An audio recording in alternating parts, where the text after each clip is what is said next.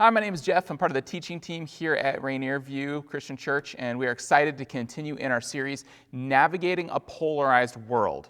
And we're really looking at this somewhat well-known set of qualities described in Galatians 5 as the fruit of the Spirit. These qualities such as love, joy, peace, patience, and kindness, that really the world around us doesn't really emphasize very much anymore, that these kind of qualities have been squeezed out by the desire to win, to be heard, to have our viewpoint win out over others. And so a lot of these we don't spend a lot of time focusing on, and we want to intentionally look at these because we believe it's this kind of character that's going to help us truly have better relationships with one another, truly be able to navigate the incredible tension and polarization we see in our world today. And so today we're looking at the quality of faithfulness.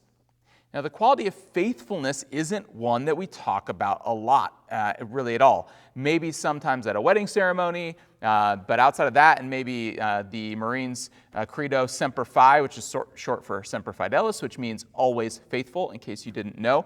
We don't take a lot of time to talk about this quality of faithfulness. And so it's something that, again, we need a way of life. We need kind of a rule of life to guide us to truly focus on what we need to live life well. If we don't have something to guide us, as like we're going to see in the example that the Bible gives us, we're going to be stuck just kind of trying to figure it out, piece it together for ourselves, and some things are going to be missing.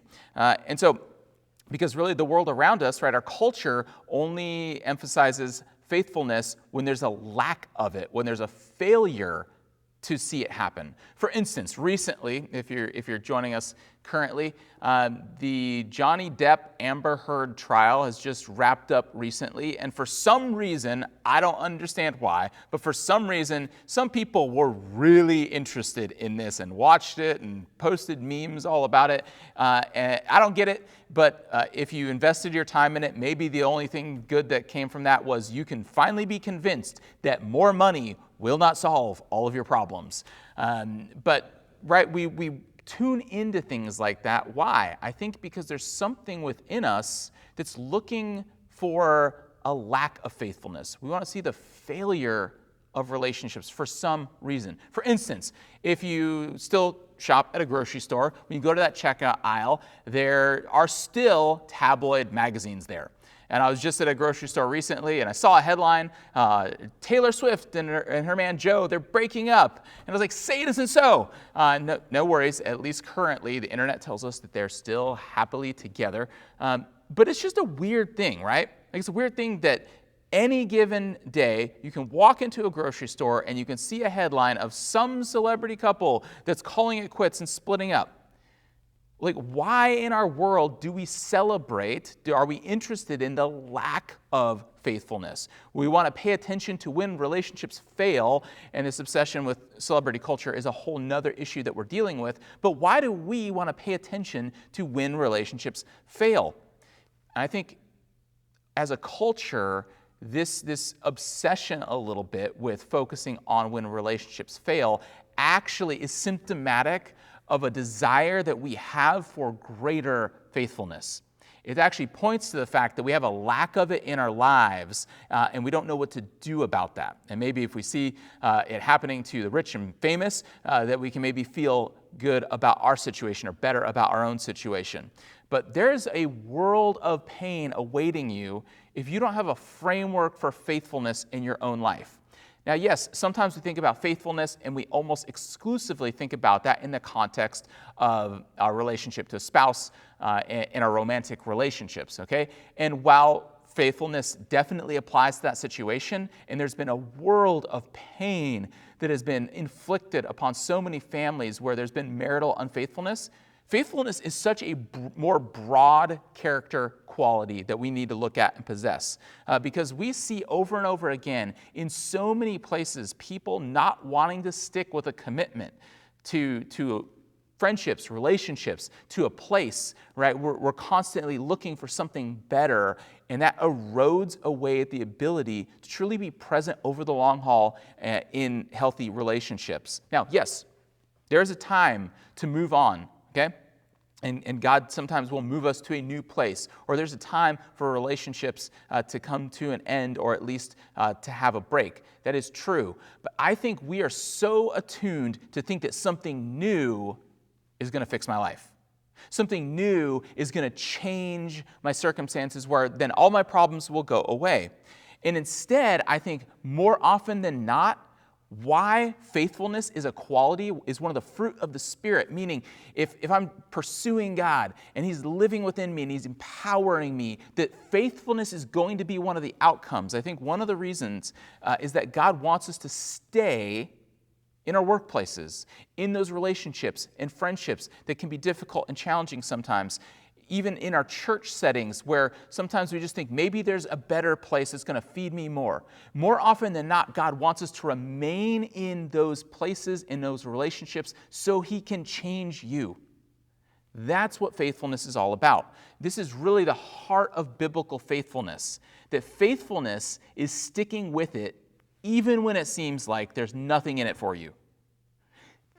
Biblically speaking, faithfulness is sticking with it even when it seems like there's nothing in it for you.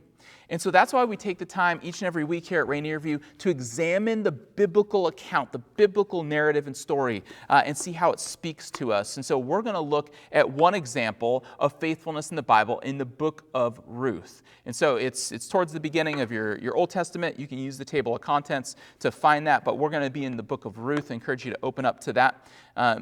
Because again, we're going to look at this example of Ruth and see a real life example of what faithfulness means, what it looks like, and how we can, again, learn from it. But not only that, by the end of this message today, I want to give each and every one of us one simple thing you can do to grow in the quality of faithfulness before your head hits the pillow tonight. And so, again, turn with me in the book of Ruth, and we're going to see this powerful example of Ruth and how she exhibits and lives out faithfulness. Now, the story of Ruth takes place thousands and thousands of years ago. To give you some background, some context, this is an ancient agrarian society, and so, growing crops, this is life and death. Everything revolves around planting and seasons, and the point we meet Ruth at is there's been a famine going on. Crops are not being grown, and hope is running out. And then on top of that, we encounter some personal tragedy that has befallen Ruth's family. And so we're going to actually begin. It opens with Naomi, her mother-in-law, and we're going to see how Naomi's life was good, but then tragedy has entered the picture, loss has entered the picture, and then we're going to kind of see how faithfulness is put on display in this story. So beginning in the beginning, Ruth chapter 1, we read, "In the days when the judges ruled, there was a famine in the land. So a man from Bethlehem in Judah, together with his wife and 2 sons, went to live for a while in the country of Moab. The man's name was Elimelech, and his wife's name was Naomi, and the names of his 2 sons were Mahlon and Chilion. They were Ephrathites from Bethlehem, Judah, and they went to Moab and lived there. Now Elimelech, Naomi's husband, died, and she was left with her 2 sons. They married Moabite women, one named Orpah and the other Ruth. They had lived there about 10 years.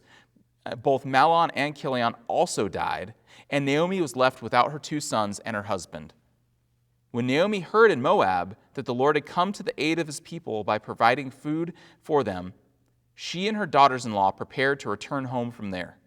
With her 2 daughters-in-law, she left the place where she had been living and set out on the road that would take them back to the land of Judah. Then Naomi said to her 2 daughters-in-law, 'Go back, each of you, to your own mother's home. May the Lord show you kindness, as you have shown kindness to your dead husbands and to me.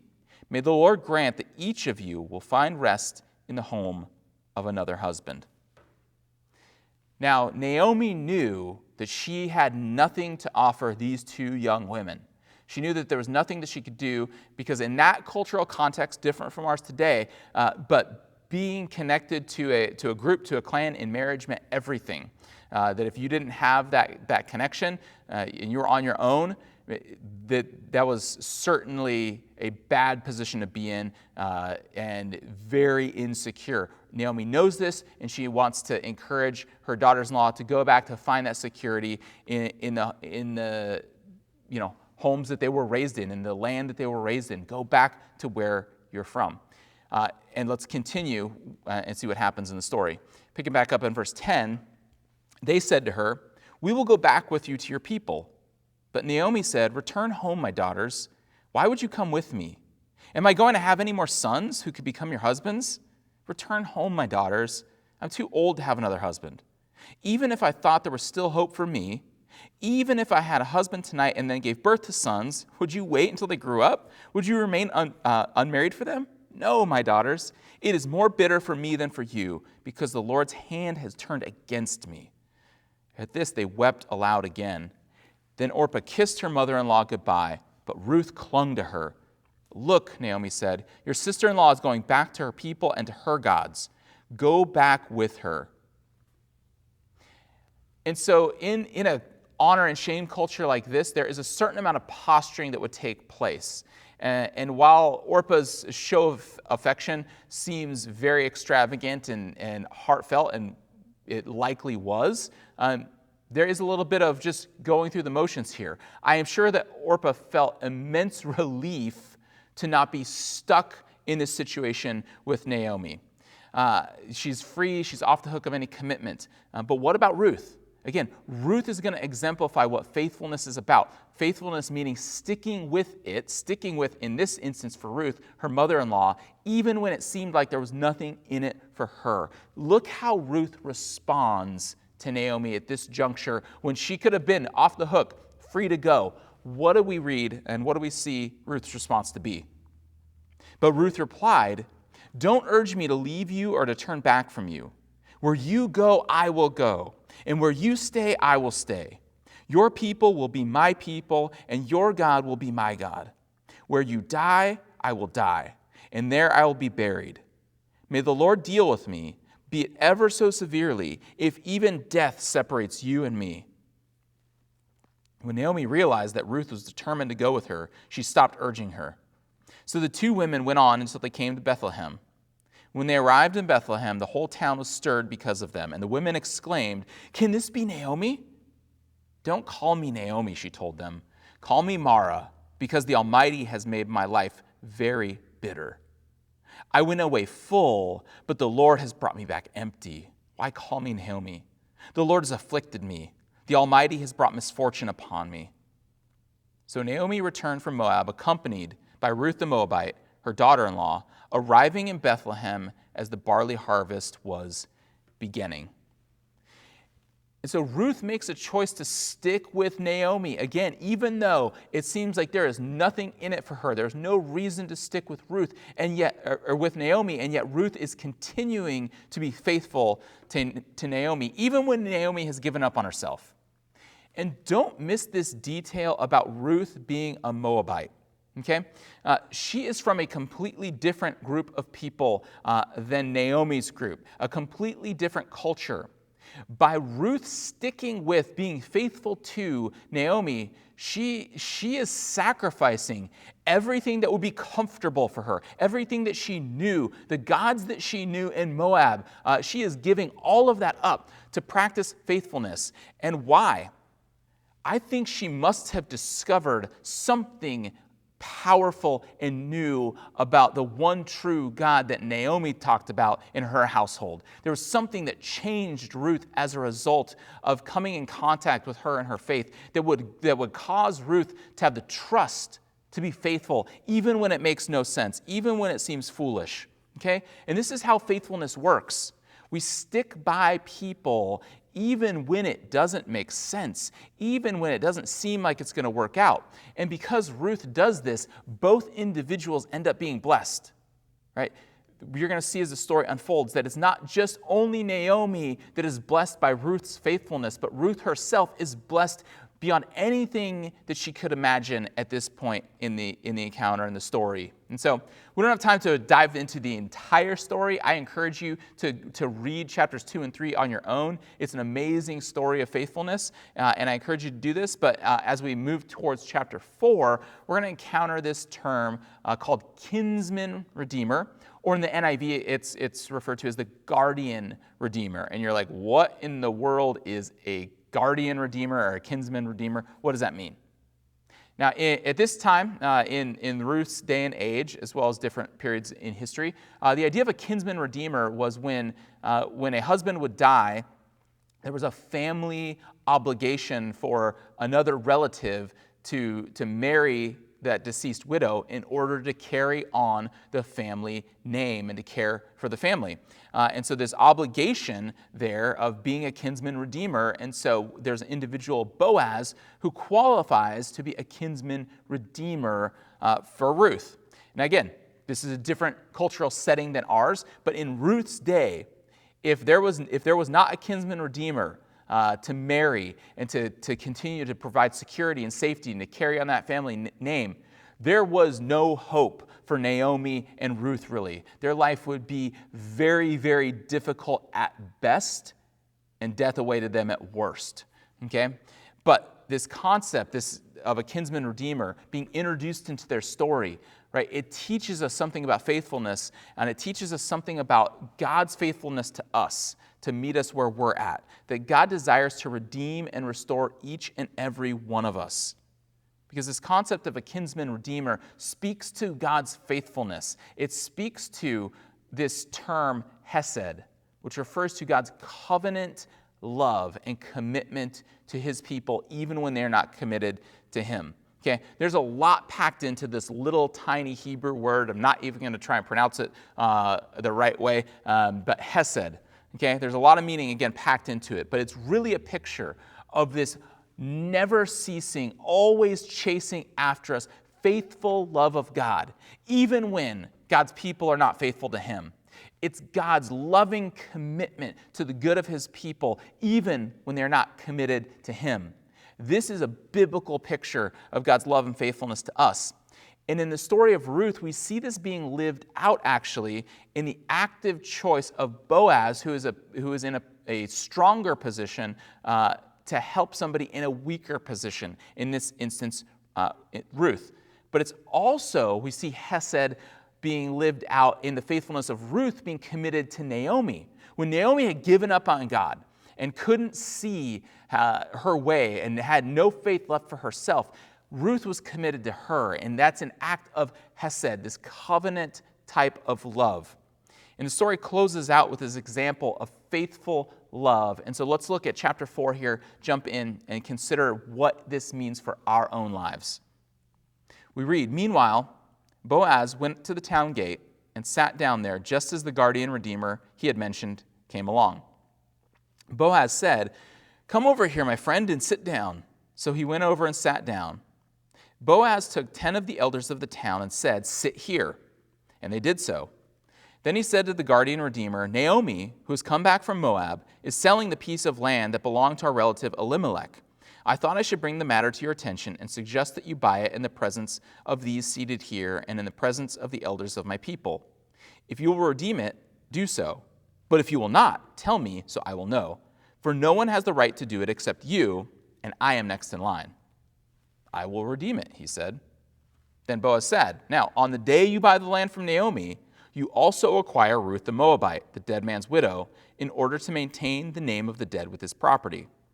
At this, the guardian redeemer said, 'Then I cannot redeem it because I might endanger my own estate. You redeem it yourself. I cannot do it.' Now, in earlier times in Israel, for the redemption and transfer of property to become final, one party took off his sandal and gave it to another. This was the method of legalizing transactions in Israel. So the guardian redeemer said to Boaz, 'Buy it yourself.' And he removed his sandal. Then Boaz announced to the elders and all the people, 'Today you are witnesses that I have bought from Naomi all the property of Elimelech, Kilion, and Mahlon. I have also acquired Ruth the Moabite, Mahlon's widow, as my wife, in order to maintain the name of the dead with his property, so that his name will not disappear from among his family or from his hometown. Today you are witnesses.'" There's a lot packed in here that we don't have time to explore and dive into. But what you need to know from that account is that Boaz is going out of his way to be faithful to Ruth and Naomi. When there's a kinsman redeemer, a guardian redeemer who is closer, who's really next in line, who doesn't want to commit, it's going to cost him something to be faithful. And so he is more than happy to allow Boaz to step into the picture and be the one who's faithful. So we see it. He's actively working for the good of Ruth and Naomi and providing security in a future for them.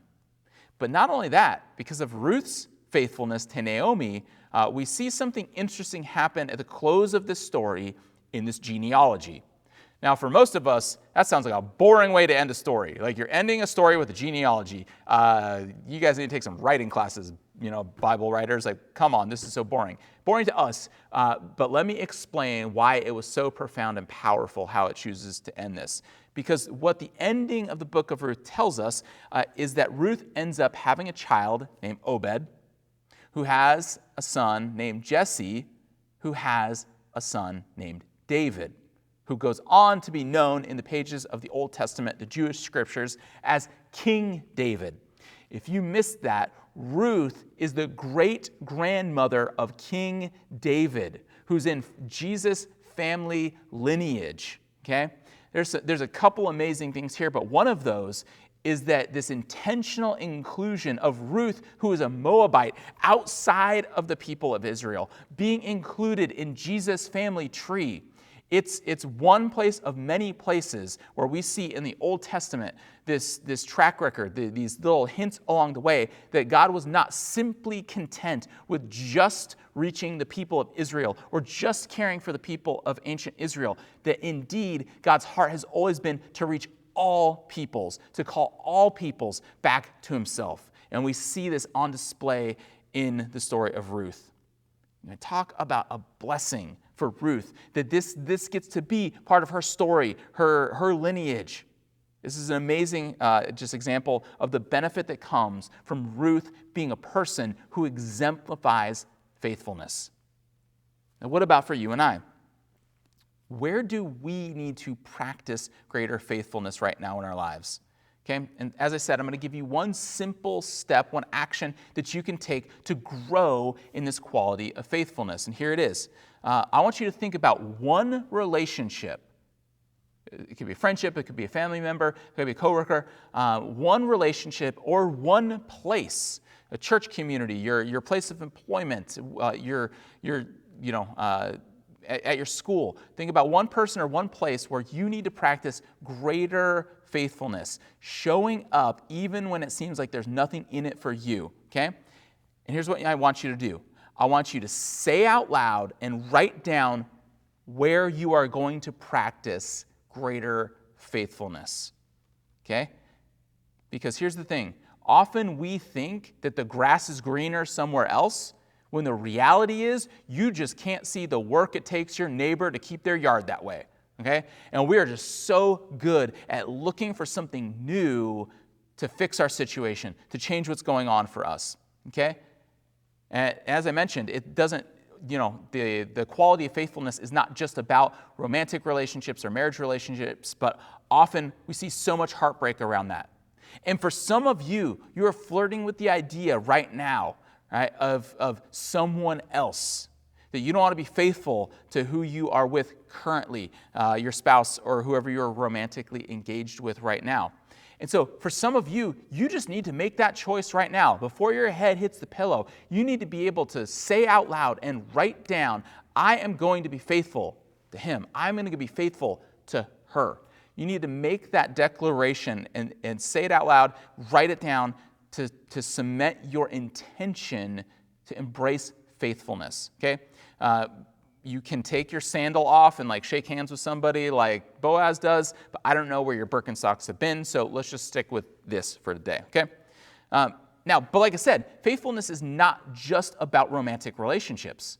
For some of you, you need to be faithful. You need to be faithful to your place of employment, your work right now, right? For far too many people, we just kind of put it in neutral. We don't try that hard. We don't show up fully to be a hard worker. And we think, well, yeah, if I worked there, then I would work really hard. Or, I'm just kind of in this job right now. I don't really like it. And I'm just, when I get into that other profession, when I do something else, then I'm really going to be all in. And that is never how things work. Right? You need to be faithful in your present if you want God to bless you in the future, okay? This also applies to if you've made a decision to be a stay-at-home parent, man, engage in that fully. Don't just allow your days to be scrolled away with good intentions of how you want to be present with your children at home. Invest in their hearts and their minds. Show up fully present each and every day. Okay? And so seek to be a hard worker where you are at currently, rather than just thinking there's some other place. Say it out loud and write it down, that you want to be faithful in your commitment to where you are working right now, or faithful in your commitment to be a stay-at-home parent right now. Some of us, we need to choose faithfulness to our church community. There is so much consumerism for Christians today where we always think there's some other place, there's some other experience, there's some other communicator that's going to help me know God. And the reality is that God wants you to be connected and committed to a local church experience and make a difference there. That's how He transforms our lives. But we always think there's somewhere else that's going to fix things. And the problem is, you take you wherever you go, right? It's the same with the employment thing, right? You go somewhere else, like you're going to take yourself into that workplace. You go to another church context, you're going to take you there, okay? One of the biggest metaphors that the Bible uses to describe the church is it's described as the body of Christ. And it's far too common for so many Christians to be floating around like dismembered limbs, dating different churches rather than truly being committed to a local church experience. And so for some of you, maybe for you and your whole family, you need to just make a decision. No. We're going to say it out loud. We're going to write it down. We're committing to being faithful to this church family, faithful and regular, not allowing it to be optional. But man, when we choose to be faithful to a local church body, that is just how God transforms us and meets us and gets us connected and rooted in community. Some of you need to, again, make that commitment to be faithful to your local church. And then lastly, some of us actually just need to be faithful to our faith. We don't want to sugarcoat this. So many in our culture currently just find nothing about faith that they can embrace. They think it's pointless, and so many people are distancing themselves or even chucking their faith, putting it by the side, saying, maybe I'll come back to that later, but right now I don't want anything to do with it. And if that is you, there are going to be major negative consequences for just choosing to not have faith be part of the equation of your life. Because if there is a God who loves us so much, and if it is true that Jesus demonstrates that love of God by His own person and work coming to us, dying on a cross, and being resurrected so we could experience that new life with God, if that's true, man, you are living disconnected from that love of God. And at some point, life is going to become unbearable for you. At some point, you are not going to be able to numb the pain or distract away those big questions of life. And if you don't have the bedrock of faith to rest in when those moments come, there's nothing that's going to be able to anchor you. Don't pass on the good things that can come from faith just because you're in a season right now where you can't see how it's good. Remain faithful to your faith even when it seems like there's nothing beneficial for you, when there's nothing in it for you in this moment. Man, my encouragement will be to stick with it, to push through that, to dig in and find a way to connect to your faith, to put some roots down in it. Because the Bible talks about in Acts 17, in Him we live and we move and we have our being. Okay? If that's true, that means when I try and connect my life to the source of life, that is where new life is truly found and discovered in my own life. And so, what does it look like for you to say out loud and to write it down that I'm going to be faithful even to my faith if I'm in a season where it feels pointless to me right now? You know, regardless of where you are at in your faith journey right now, we would love to help you continue to grow in that, to continue to take even the smallest of steps. And maybe for you this morning, that step is simply to pause and consider the love of God.